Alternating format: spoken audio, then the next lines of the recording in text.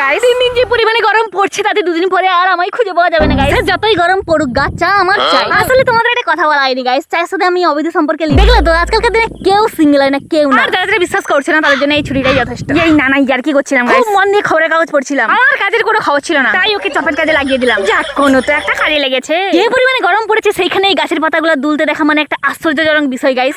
আমার নিজেকে পাগল মনে হচ্ছে। ওখানে লাইট টাঙাতে গিয়ে দেখি না লাইটে কারেন্ট আসেনি গাইস। এই পিছন ঘরে গরমের মধ্যে ওই লাইটটাকে এখন ঠিক করতে হবে আমার। মানে এই যে আমি এত কাজ করছি এখন কিন্তু কেউ দেখতে আসছে না। যখন একটু ফোনটা নিয়ে নেবো তখন সব খাড় কত চলে আসবে গাইস। যাক গিয়ে আমি এখন চামচ দিয়ে কারেন্টটা ঠিক করবো, মানে ইউনিক ব্যাপার সব। কারেন্টেও কেমন আমার মধ্যে তার কাটা। ওহ ভাগো কি গরম বাবা বাবা।